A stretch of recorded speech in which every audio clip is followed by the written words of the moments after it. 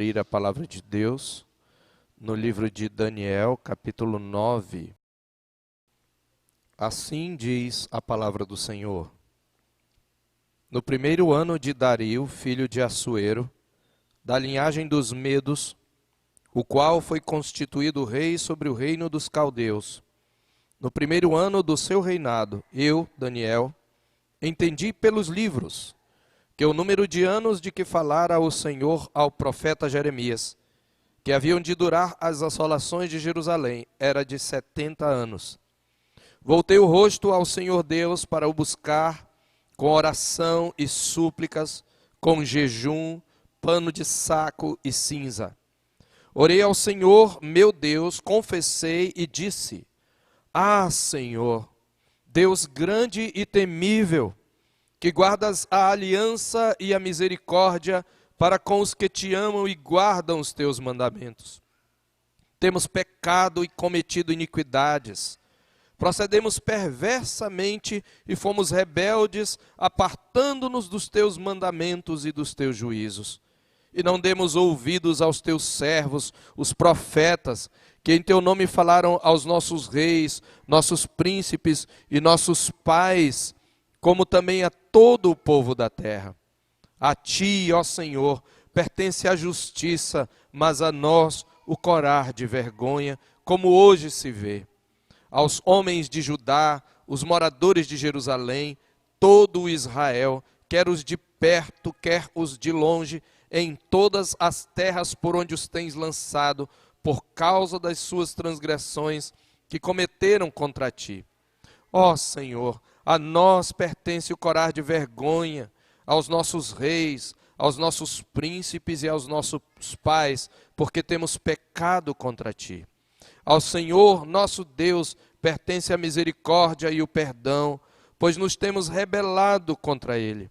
E não obedecemos à voz do Senhor, nosso Deus, para andarmos nas suas leis, que nos deu por intermédio dos seus servos, os profetas. Sim, todo Israel transgrediu a tua lei, desviando-se para não obedecer a tua voz. Por isso a maldição e as imprecações que estão escritas na lei de Moisés, servo de Deus, se derramaram sobre nós, porque temos pecado contra ti.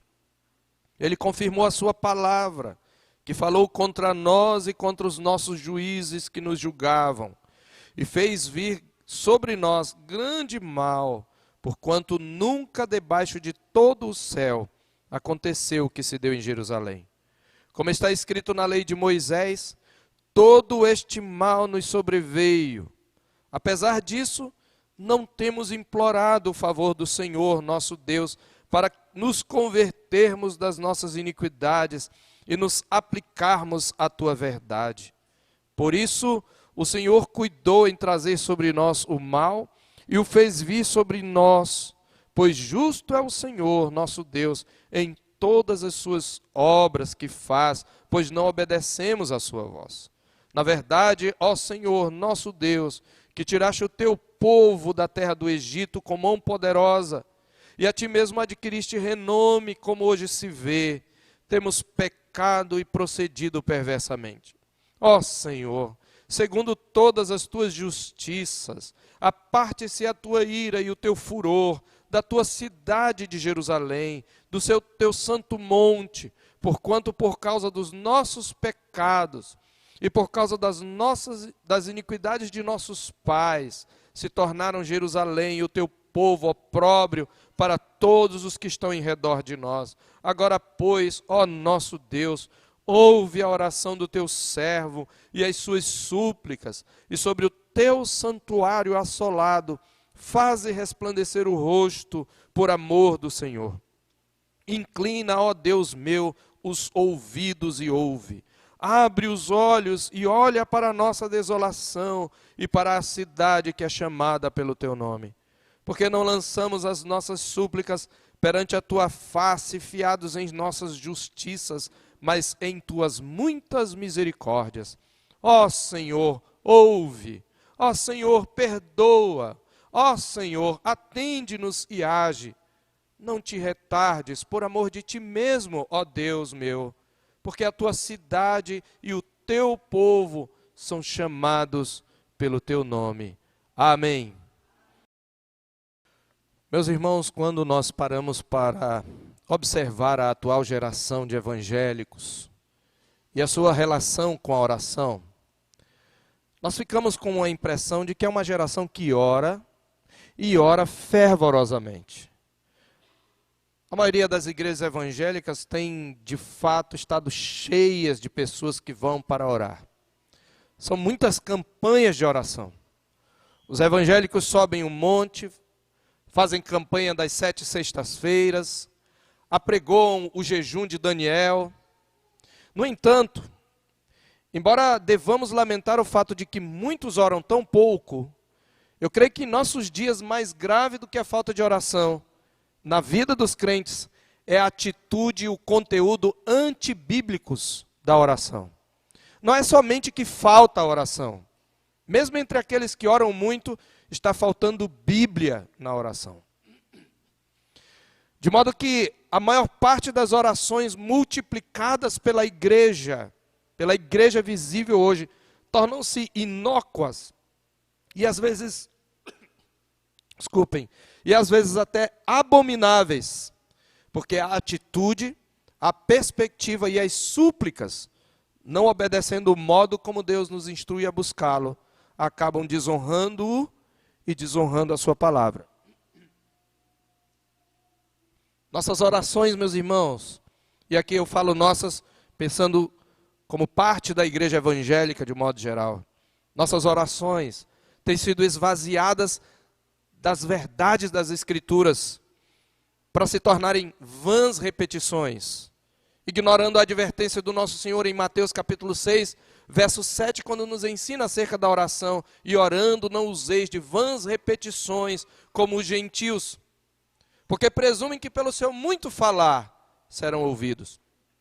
Seguindo nossa tradição protestante, condenamos a reza, mas adotamos mantras igualmente antibíblicos, travestidos tão somente de jargões evangélicos, incorrendo no mesmo pecado dos pagãos. A nossa geração egocêntrica e hedonista, centrada no prazer, se aplica certamente à repreensão do Senhor. Pedis e não recebeis, porque pedis mal, para esbanjardes nos vossos próprios prazeres, como está escrito em Tiago 4,3. Precisamos nos compenetrar de que, ainda que devamos reconhecer sempre que não sabemos orar como convém, e ainda que dependamos do auxílio do Espírito Santo em nossa fraqueza, como a palavra de Deus nos diz, não somos dispensados do dever de aprender a orar. Portanto, vós orareis assim, ensina-nos nosso Senhor na oração dominical. Não é por falta de orientação bíblica que nossa geração falha em sua vida de oração. Há diversas, inúmeras passagens bíblicas nas quais o Senhor nos ensina a orar. Deus nos orienta tanto por ensinamentos diretos, como também pelos inúmeros exemplos que nos foram deixados pelos nossos pais nas Escrituras. Temos um livro inteiro só de orações. Orações cantadas, é verdade, mas orações, os salmos. E em outros textos temos bons e maus exemplos de oração. Certamente esta oração de Daniel é um bom exemplo de como se deve orar. Que homem de oração é Daniel?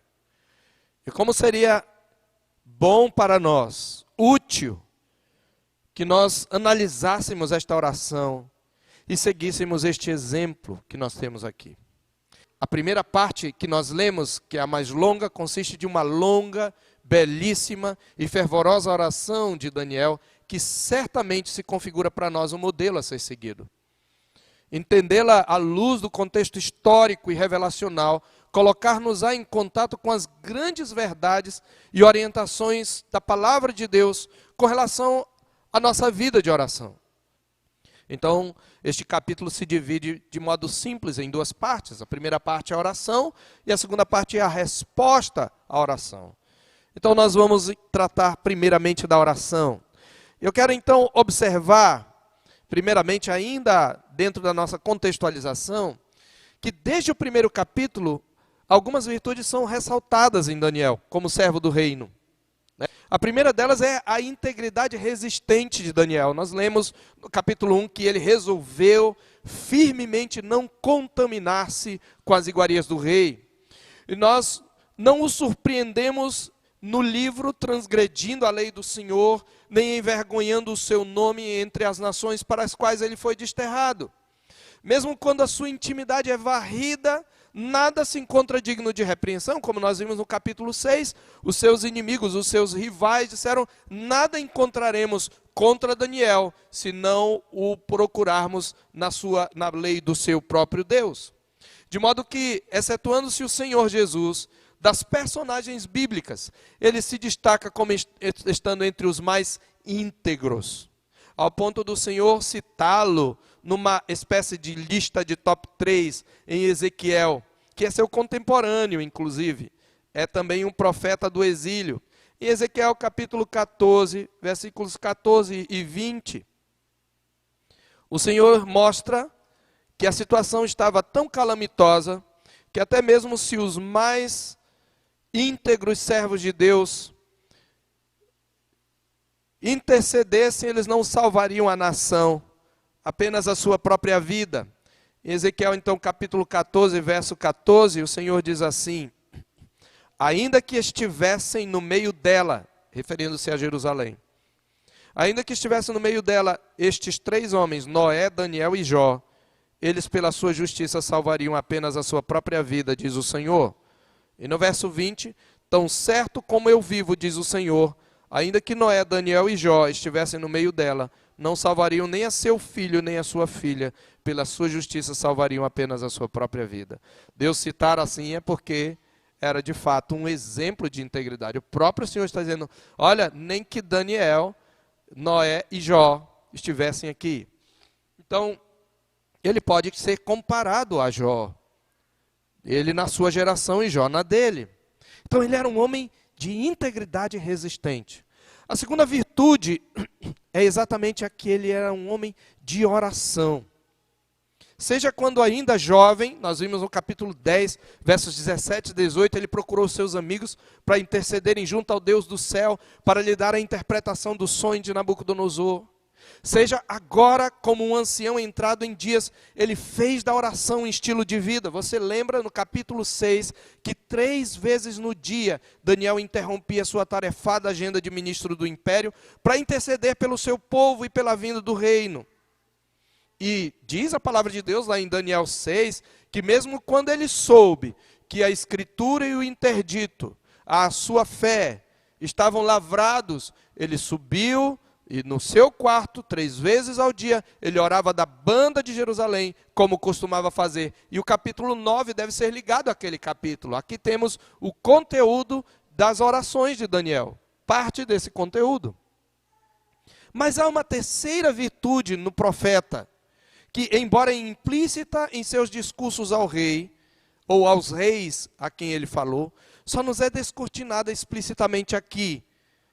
É o seu compromisso com as Escrituras.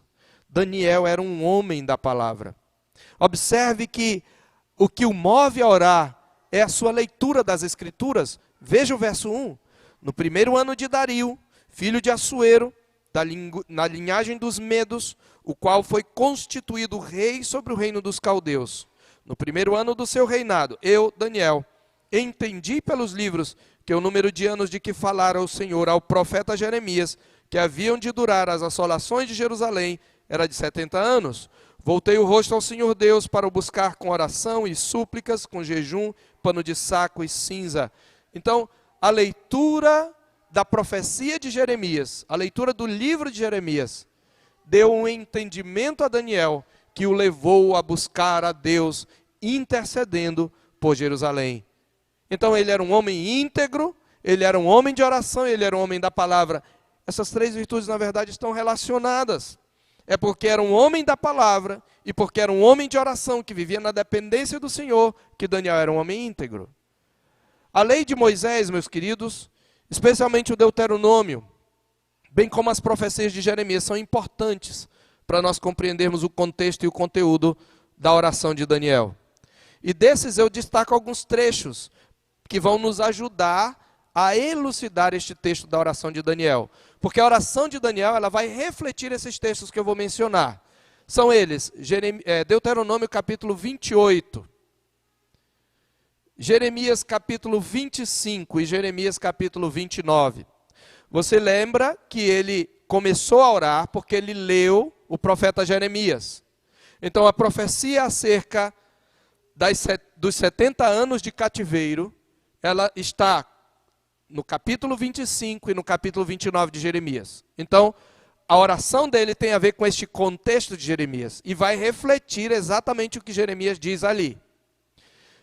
O outro texto que nós falamos é Deuteronômio 28, porque ele menciona a lei de Moisés por mais de uma vez. Você pode observar no verso 11, ele diz: sim, todo Israel transgrediu a tua lei, desviando-se para não obedecer a tua voz.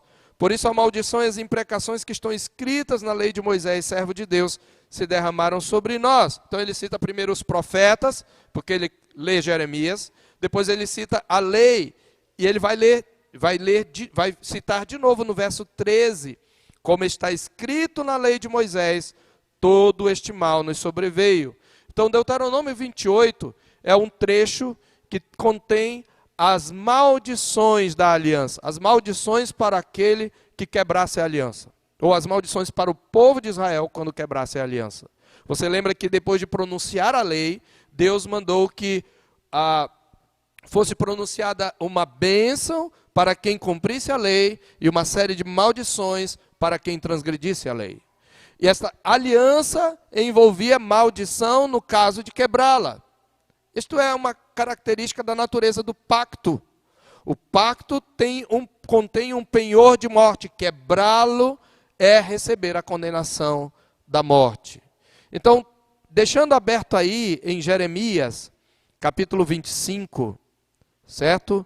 E depois o capítulo 29, e também Deuteronômio, só para nós termos o contexto aí e podermos acessá-lo quando nós formos analisar aqui o livro. Então nós vamos agora abordar Daniel como homem de oração. Eu intitulo esta mensagem uma oração pela vinda do reino. Daniel intercede aqui, na verdade, pela vinda do reino de Deus. Você lembra que o triunfo do reino de Deus, através da história e na consumação dos séculos, é o que guia, é o que norteia a vida e o ministério de Daniel. Logo no capítulo 2, ele havia tido uma visão, na verdade, Nabucodonosor havia sonhado, e Deus havia dado a Daniel a interpretação daquele sonho, e aquela interpretação era, antes de tudo, uma mensagem primeiro para o próprio Daniel, porque ele estava cativo, o templo seria destruído, o trono de Davi tinha sido tomado, e Deus revela para ele que o reino de Deus, que Deus não havia sido capturado com seu povo, que o reino de Deus estava em andamento e havia de triunfar. Nós já vimos isto. E ele havia visto isto em várias visões. E aqui ele se encontra no primeiro ano de novo de Dario. Portanto, a Babilônia já tinha passado e agora estamos no Império Medo-Persa. Ele já era então um senhor octogenário. Então nós vamos olhar na exposição como que as Escrituras, a oração pela vinda do reino é uma oração segundo as Escrituras. Esta é a proposição geral da nossa mensagem. É o que estamos propondo aqui. A oração pela vinda do reino é uma oração segundo as Escrituras. E quando nós olhamos esta oração de Daniel, quando nós vemos o conteúdo nessa oração, nós verificamos três características, ou três aspectos em que as Escrituras dominam a oração de Daniel. E o primeiro deles, nosso primeiro ponto é este: as Escrituras motivaram a oração de Daniel. Este é o primeiro ponto. A oração de Daniel pela vinda do reino é uma oração segundo as Escrituras, porque as Escrituras mesmas motivaram a oração de Daniel. Já falamos isto, já mostramos no versículo 1 e no versículo 2. Especialmente no versículo 2, no primeiro ano de Dario, eu, Daniel, entendi pelos livros, ele está falando das escrituras, pelos rolos, que o número de anos de que falara o Senhor ao profeta Jeremias, que haviam de durar as assolações de Jerusalém, era de 70 anos, e quando ele leu isto, ele voltou o rosto ao Senhor Deus para o buscar com oração, com jejum, com pano de saco e cinza. Então é a leitura da Bíblia que motiva Daniel a orar. Irmãos, isto é tanto mais significativo quando nós consideramos dois fatores aqui do contexto de Daniel. Primeiro, Daniel era um homem ocupado. Daniel era um ministro. Ele tinha que cumprir ordens do rei. Ele já tinha procurado destaque. Você sabe quando alguém encontra um destaque, quando alguém se encontra numa posição de destaque, quando alguém chega a uma posição exaltada, a tendência do ser humano é trabalhar para manter o que se chama de status quo, né? Ele trabalha para não perder aquele lugar que tem. A luta para não só assumir o poder, mas a luta para manter o poder não é um pecado apenas da classe política. Todos nós estamos sempre numa briga de poder. Os conflitos que nós temos são fruto de uma briga por poder, uma briga pelo nosso espaço, uma briga pela nossa felicidade, uma briga para ter o outro sob nosso domínio. Nós, o tempo todo, estamos tendo uma luta de poder. E quando nós temos uma determinada posição, ela nos torna cara. E nós fazemos de tudo para segurá-la. Mas mesmo sendo homem ocupado e que tinha muito trabalho, lembra, Dario o colocou como um dos 3 presidentes que administravam 120 satrapias. Possivelmente ele administrava 40, porque eram 120 satrapias, está lá no capítulo 6 de Daniel. E Dario já pensava em estabelecê-lo sobre todo o reino, apenas abaixo dele. Então ele era um homem ocupado, mas mesmo assim, 3 vezes ao dia, ele orava ao Senhor e lia as Escrituras. E ainda quando ameaçado, ele se manteve fiel à sua agenda devocional, à agenda do reino. Então é significativo que, sendo um homem ocupado, ainda assim ele tinha tempo para ler a sua Bíblia. Lembre-se, Daniel era um dos principais ministros do reino que dominava o mundo da época. Um reino grande, eram 40 províncias, no mínimo. Então, se você tem alguma desculpa de que você trabalha muito e não tem tempo de orar, o exemplo de Daniel faz a sua desculpa cair por terra. Porque Daniel era um homem ocupado. Segundo lugar, o fato de que Daniel era um homem que lia as Escrituras e as Escrituras motivaram a oração de Daniel, é também mais significativo por uma coisa muito interessante. Nós sabemos que Daniel recebera do Senhor dons extraordinários, que embora cessados, ainda hoje os incautos cobiçam e os ilusionistas da fé alegam ter. Ele tinha a inteligência de todas as visões e sonhos. Capítulo 1, verso 17, diz que aos companheiros de Daniel, Deus deu sabedoria, mas a Daniel, além de sabedoria, ele deu a inteligência de todas as visões e sonhos.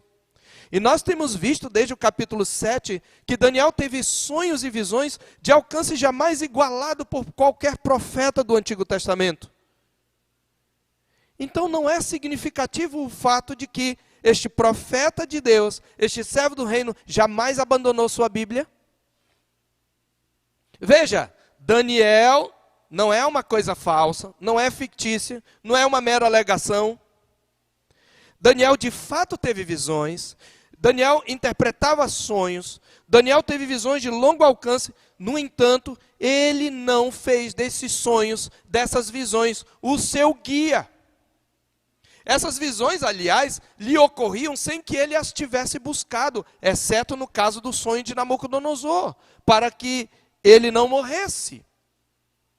Mas todos os outros são visões que lhe vêm, ele está num determinado lugar e provavelmente orando, e lhe vem a visão. Ele não buscou isso. Ordinariamente, o que Daniel fazia para ter uma orientação de vida era ler as Escrituras. Foi nas Escrituras que Daniel buscou a resposta para as suas dúvidas, a resposta para as suas perplexidades. E aqui, meus irmãos, eu faço uma aplicação do menor ao maior, ou do maior ao menor.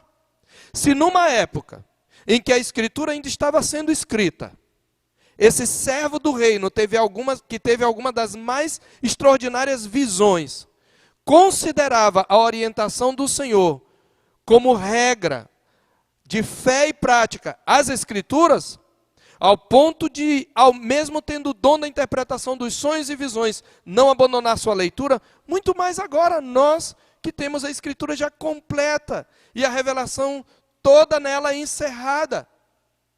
Esta é uma verdade que deveria ser considerada por aqueles que correm atrás de visões e sonhos como guia de orientação da sua vida e daqueles que alegam tê-los.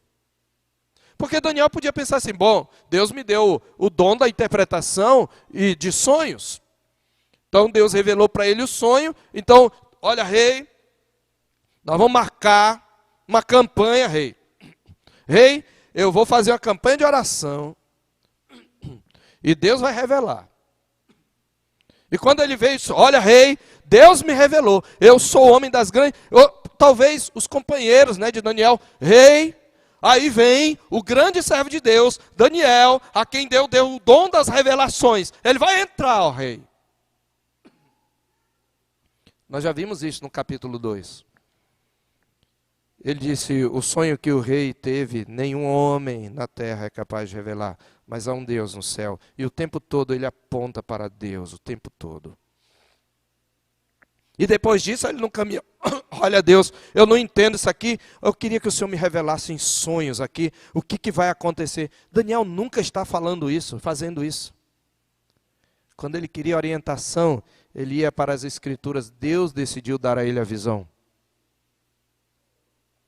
Então as Escrituras motivaram Daniel à oração. Ele era um homem da palavra. Como isso é diferente, não é?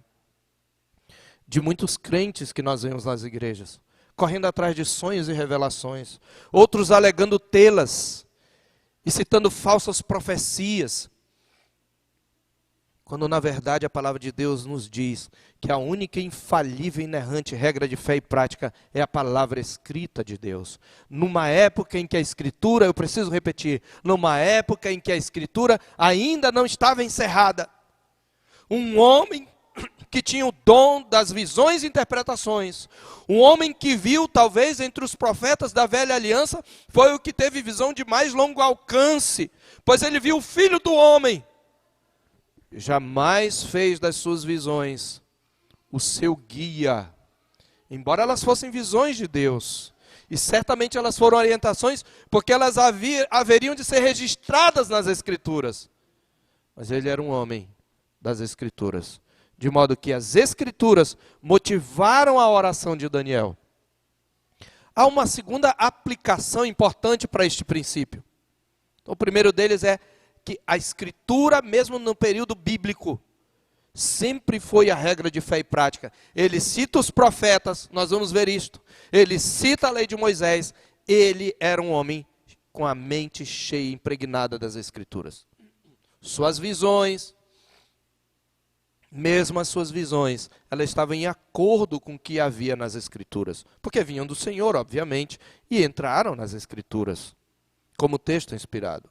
Mas este fato de que as Escrituras motivaram a oração de Daniel também nos traz uma aplicação, outra aplicação importante. E a aplicação é a seguinte: se foram as Escrituras que motivaram a oração de Daniel, se as Escrituras são a palavra de Deus, então foi o céu que moveu a oração de Daniel, e não a oração de Daniel que moveu o céu. A oração de Daniel não moveu a mão de Deus. De fato, Deus responde à oração.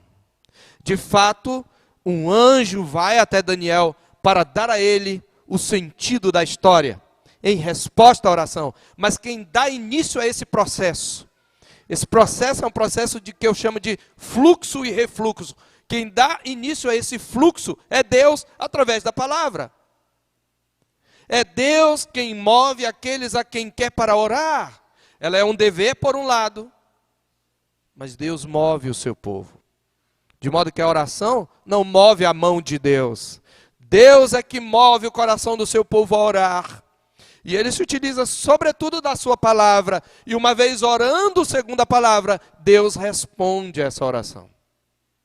Isso aqui é importante, porque se nós olharmos este texto de uma perspectiva antropocêntrica, nós vamos dizer que a oração de Daniel move os céus, que a oração de Daniel moveu a mão de Deus. A oração de Daniel não moveu coisa alguma.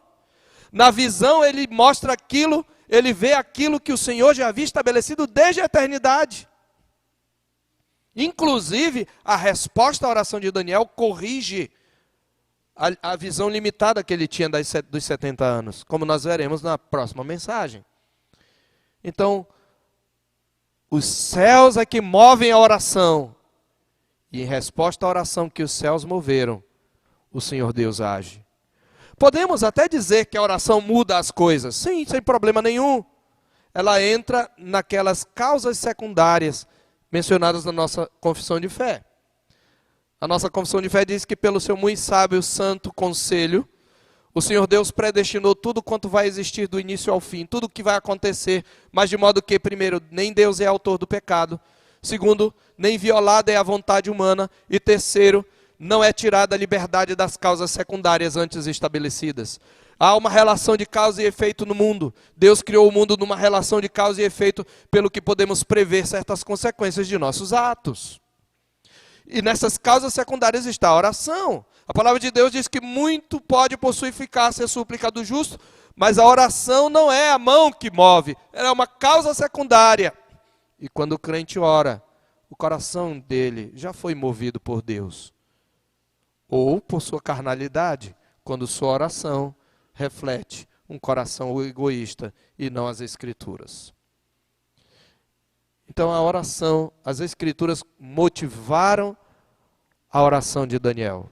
As Escrituras levaram Daniel a orar. Em segundo lugar, nós vemos que as Escrituras não apenas motivaram Daniel a orar, mas as Escrituras conduziram e nortearam a oração de Daniel.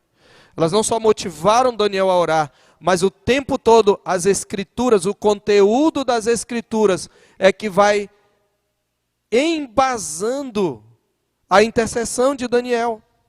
Foi pelas Escrituras que o Senhor Deus deu a Daniel uma perspectiva correta da condição da nação santa e da sua própria condição. Ele estava no cativeiro e a nação de Israel também. E ainda não haviam voltado ao que parece do exílio. Por isso que as Escrituras deram a Daniel essa perspectiva correta da condição da nação santa, da sua própria condição, permitindo a Daniel orar pelas coisas certas.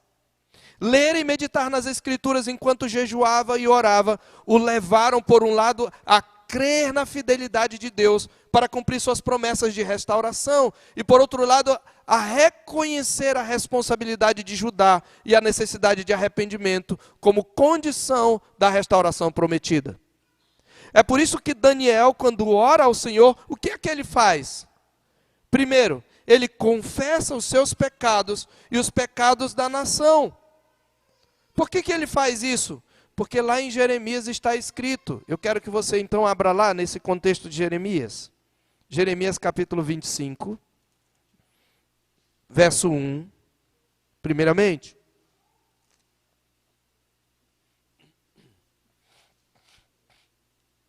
Palavra que veio a Jeremias acerca de todo o Judá no ano 4 de Jeoaquim, filho de Josias. Já fazia cerca de 68 anos, quando esta profecia havia sido entregue por Jeremias. Palavra que veio a Jeremias acerca de todo o povo de Judá, no ano 4 de Jeoaquim, filho de Josias, rei de Judá, ano que era o primeiro de Nabucodonosor, rei da Babilônia, a qual anunciou Jeremias o profeta a todo o povo de Judá e a todos os habitantes de Jerusalém dizendo, olha só, durante 23 anos, desde o 13º ano de Josias, filho de Amon, rei de Judá, até hoje, tem vindo a minha palavra do Senhor, e começando de madrugada, eu vou lá tenho anunciado, mas vós não escutastes. Também começando de madrugada vos enviou o Senhor todos os seus servos, os profetas, mas vós não escutastes, nem inclinastes os ouvidos para ouvir. Quando diziam, convertei-vos agora, cada um do seu mau caminho e da maldade das suas ações, e habitai na terra que o Senhor vos deu, e a vossos pais desde os tempos antigos e para sempre. Não andeis após outros deuses para os servirdes e para os adorardes, nem me provoqueis a ira com as obras das vossas mãos, não vos farei mal algum.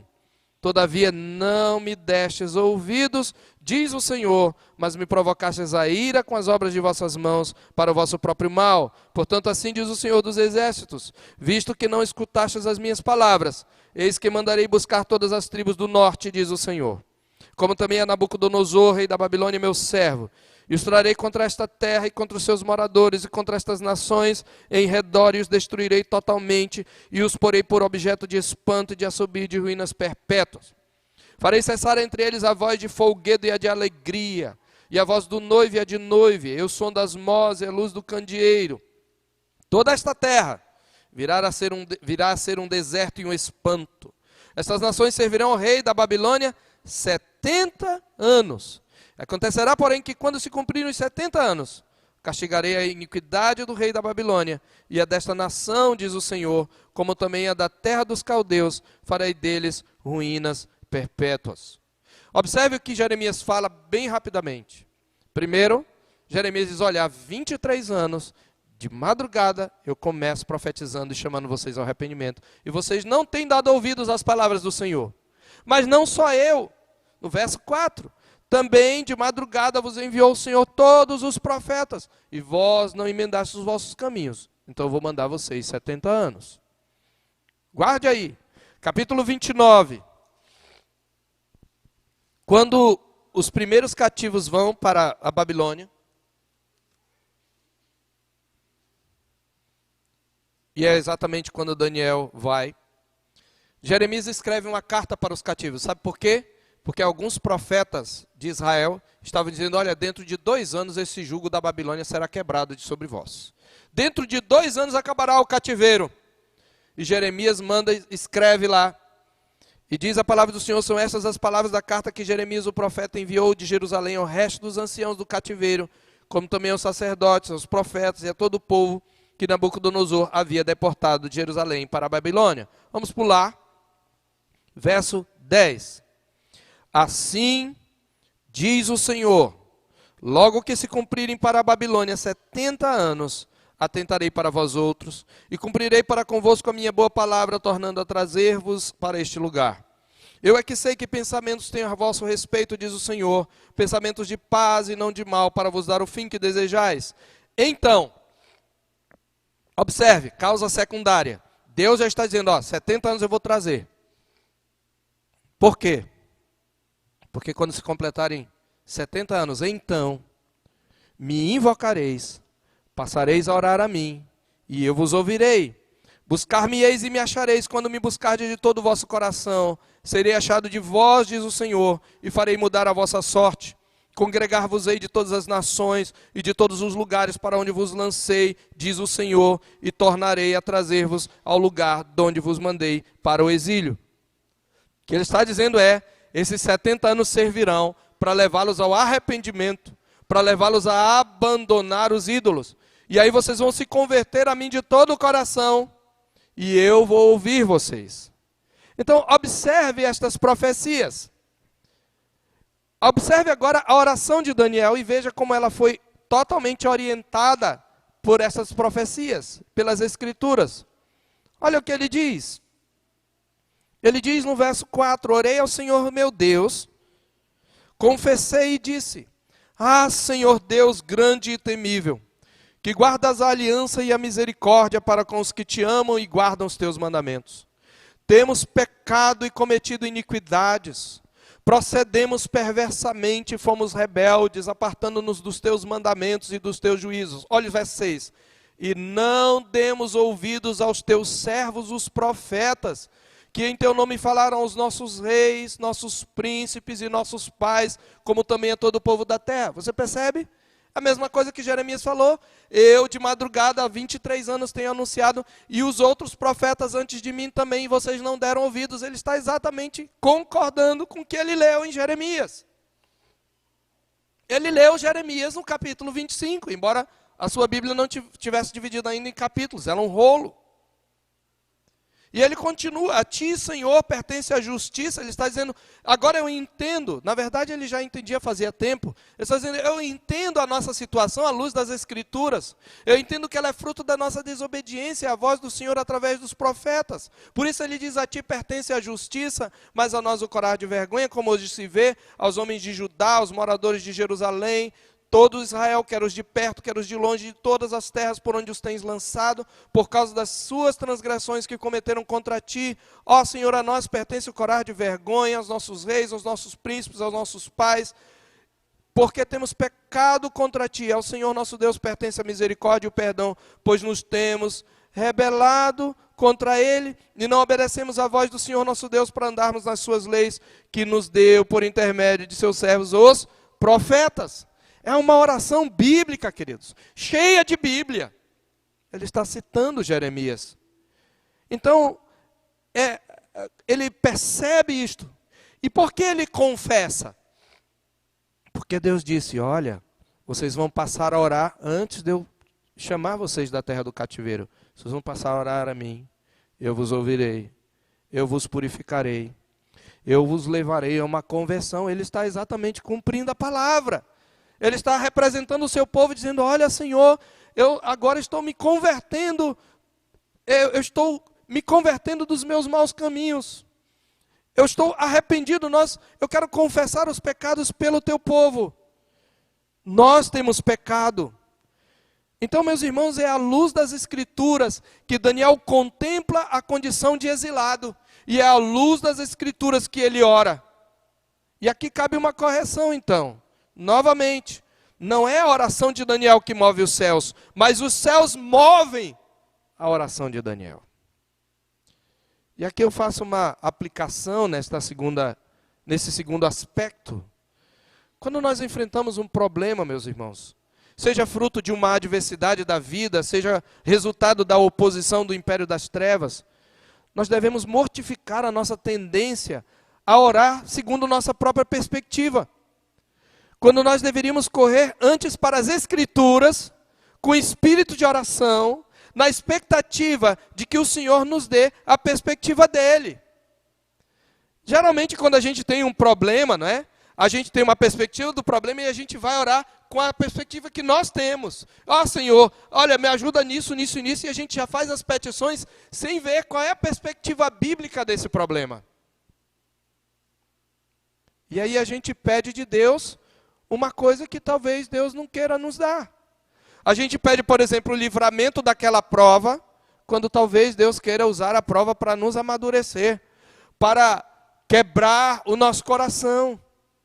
Você lembra da oração dos servos de Deus em Atos capítulo 4? Quando eles foram perseguidos, agora Senhor, olha para as suas ameaças. E eles não disseram, acaba com essa perseguição. Eles disseram, concede aos teus servos intrepidez. E por quê?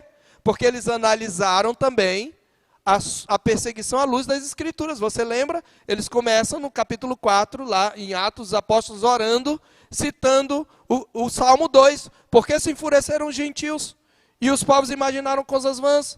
Levantaram-se os reis da terra contra o Senhor e contra o seu ungido.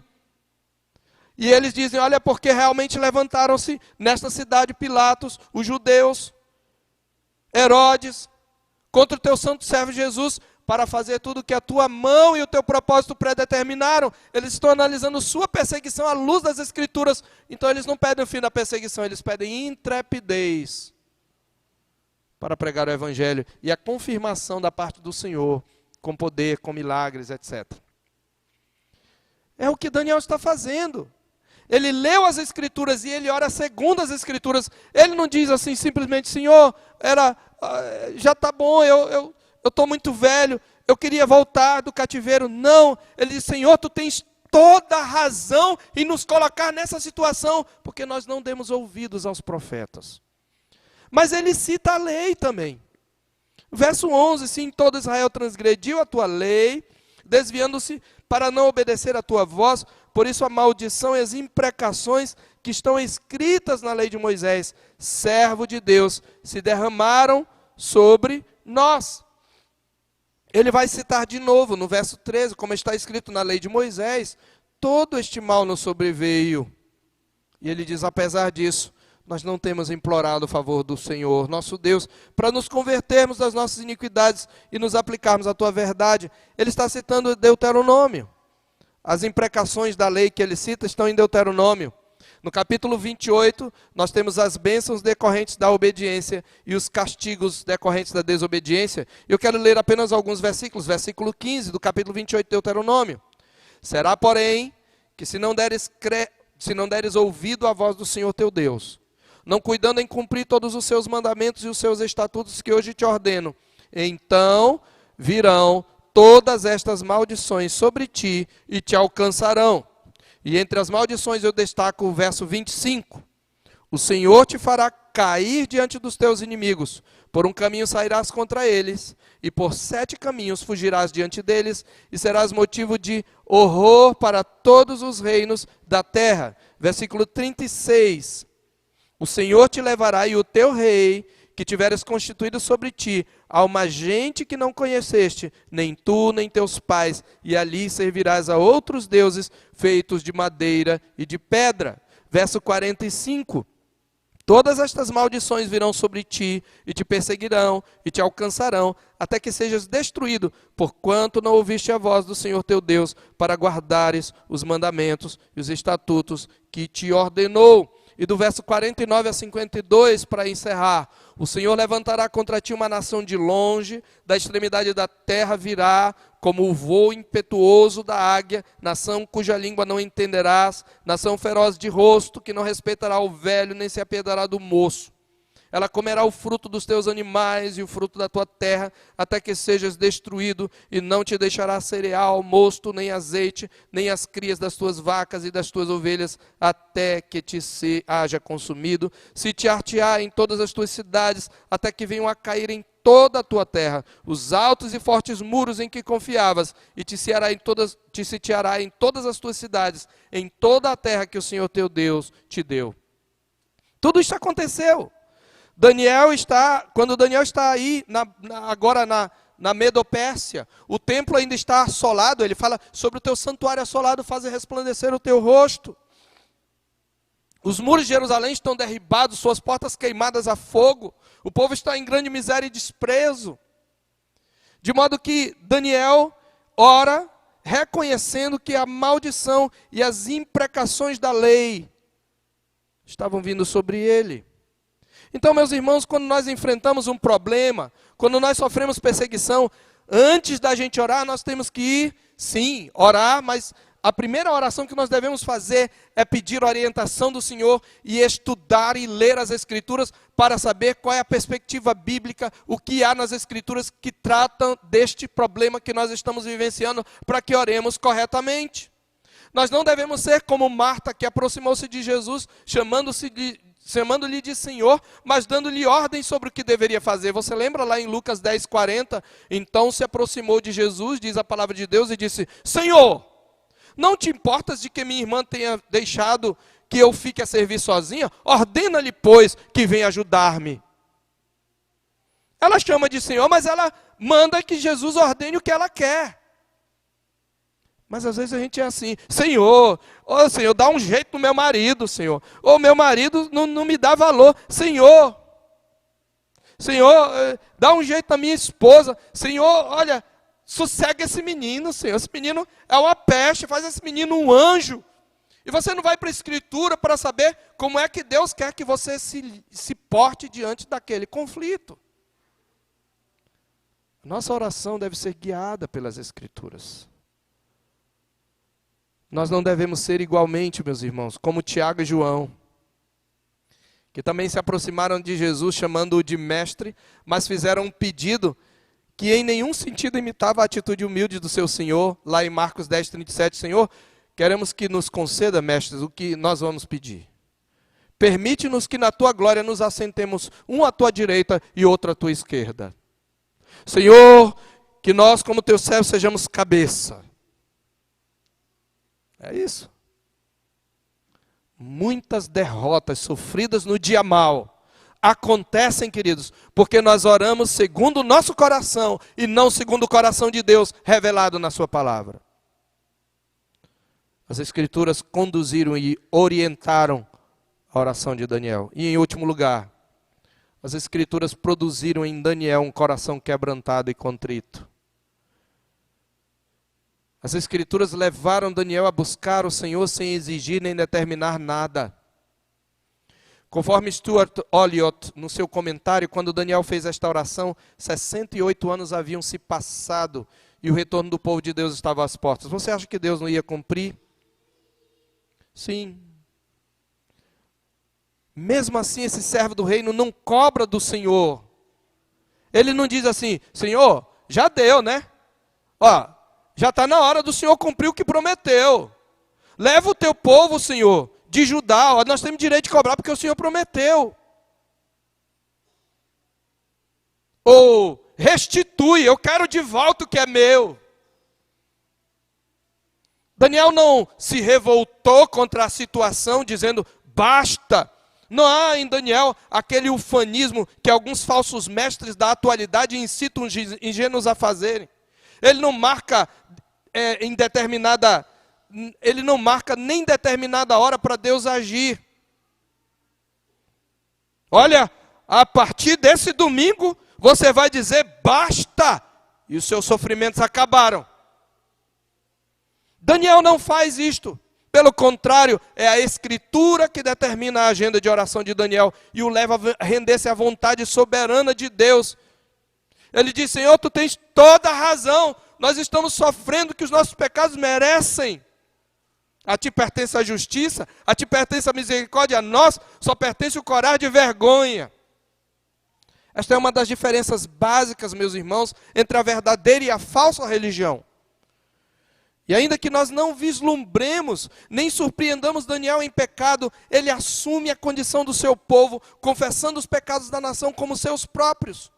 Como isto é diferente, meus irmãos, da oração petulante, encorajada em muitos púlpitos, ignorando o que o Senhor nos diz em sua palavra. Porque assim diz o alto, o sublime, que habita a eternidade, o qual tem o nome de santo. Eu habito num alto e santo lugar, mas habito também com contrito e abatido de espírito, para vivificar o coração dos abatidos e vivificar o coração dos contritos.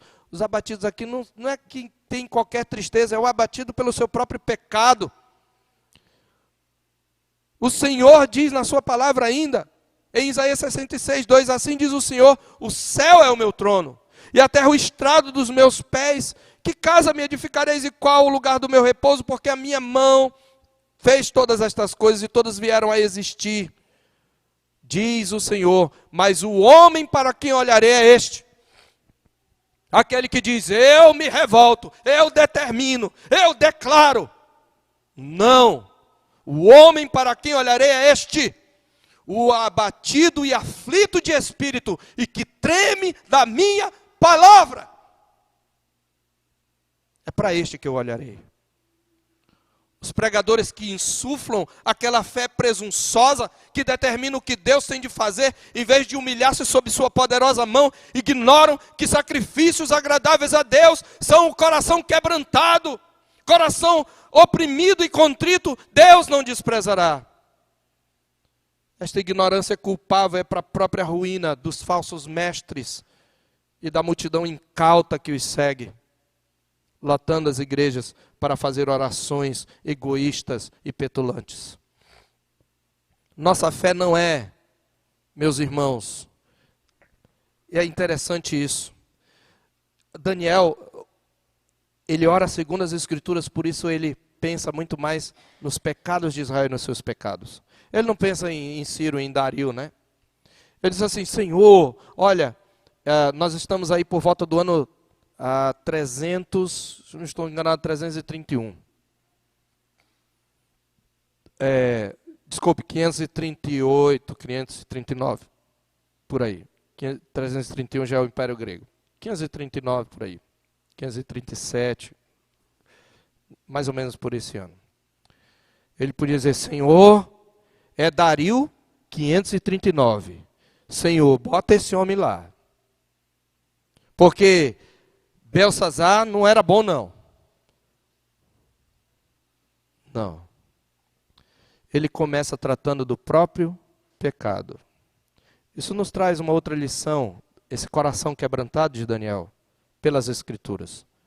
Nós já falamos que a nossa fé não é nem deve ser assunto privado. Contudo, apesar de nossa fé ter uma dimensão pública e implicações políticas e culturais, apesar de nós precisarmos manifestar publicamente nossa fé como parte do embate com o império das trevas, a batalha pela santidade não começa na arena pública, mas no interior, no coração. E o combate contra o mundo não se focaliza primeiramente na malignidade no mundo, mas na corrupção do nosso próprio coração. É isso que Daniel está fazendo.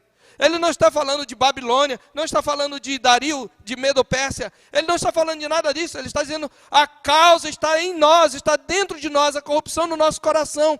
Isto é o que Jesus quis dizer quando ele disse que nós deveríamos tirar a primeira trave do nosso olho antes de nos arvorar, retirar o argueiro do outro.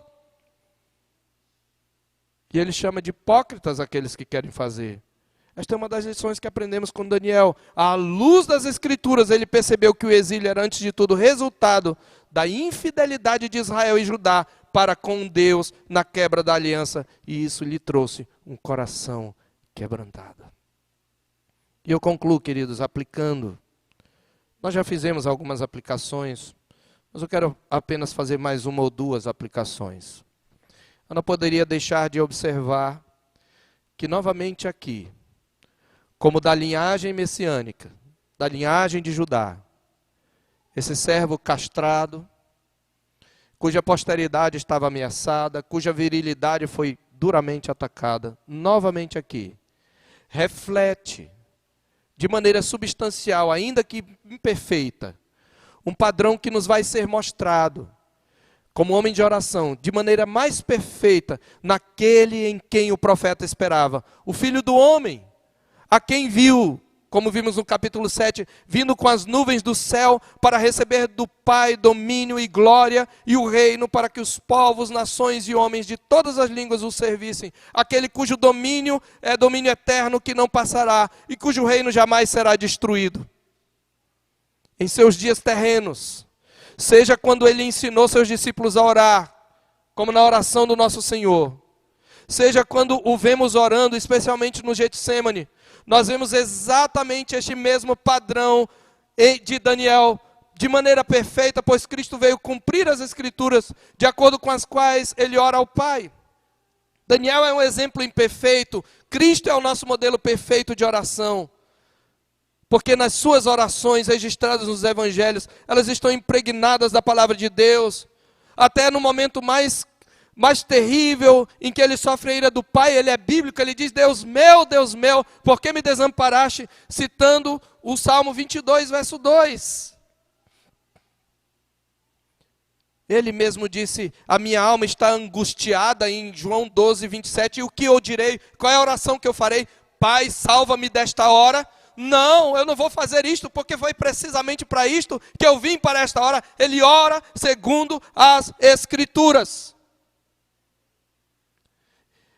E só para citar, em Lucas 26, 46, eu já citei 2 textos, mas em Lucas capítulo 23, 46, a palavra de Deus diz que o Senhor Jesus clama em alta voz, Pai, nas tuas mãos entrego o meu espírito. E aqui ele está citando o Salmo 31, verso 5. Como ele é bíblico o nosso Deus.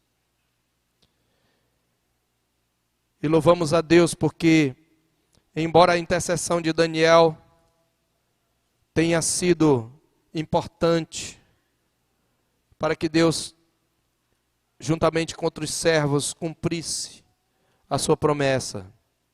Essa oração não movia os céus, mas houve uma oração que moveu os céus. Aleluia. O Senhor de Daniel.